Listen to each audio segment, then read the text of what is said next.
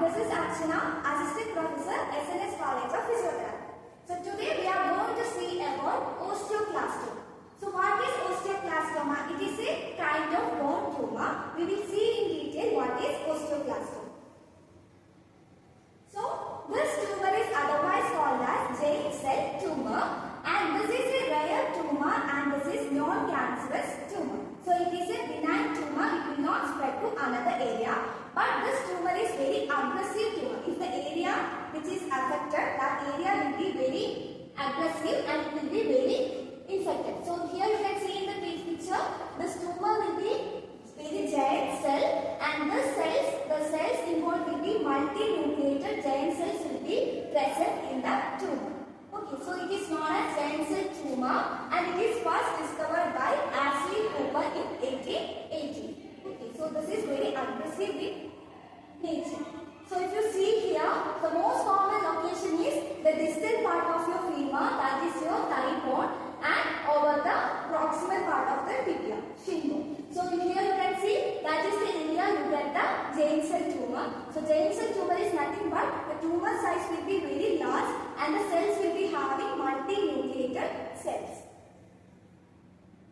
Now moving on to the epidemiology. So whom it is getting affected the most? So if you see the age group, you can see it is affecting mostly the young adults, that is 20 to 40 years. So when we see the osteoma, we saw that the osteoma affect the persons less than 20 years. But here you can see this affect mostly over 20 to 40 years. And you can see according to the gender, it is affecting the females. But if it is getting metastasis, I told this is non-cancerous part. But if it is getting metastasis, it is most commonly seen in males.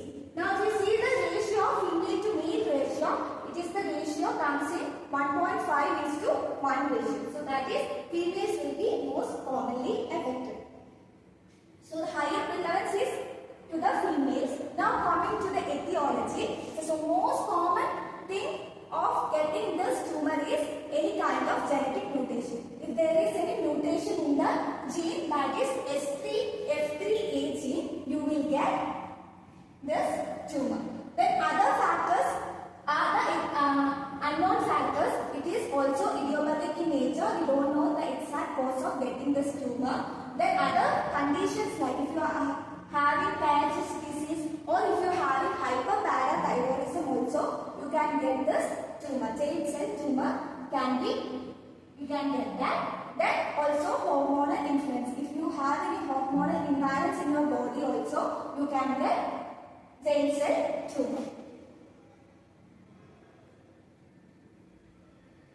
So now we are going to see about the pathological insight. So the pathology of osteoclastoma is defined by characteristic multinucleated giant cell present in the osteoclast. And you can see this is the microscopic feature and that is the critical feature you need to get the diagnosis correct. Okay, so this cells will contribute for aggressive local bone destruction. Now we are going to see about the clinical presentation. So mostly it has many clinical presentation. So it has pain, numbness. You can see there will be numbness. So loss of sensation in the affected area, you will be having loss of sensation. Then you can have back pain and it can be persistent pain will be there, and that will be dull aching pain over the area that is present. Then you can have numbness as well as tingling sensation. You will be having pin and needle sensation. Then you can have paresthesia over the affected region. Then noticeable enlargement of the bone tumor around the joint it is involved. So there will be swelling will be visible. Then you will be having limited range of motion if the joint is involved. If the joint is involved, the range of motion will be affected and there will be restriction in the movement pattern. Okay, so the common anatomical sites are the long bones, that is the distal femur and proximal tibia. Then over the upper limb you will be having distal radius and the proximal humerus, and 50 to 65% in lower limb, and in radius 10 to 12 cases, and proximal humerus it is also frequently affected.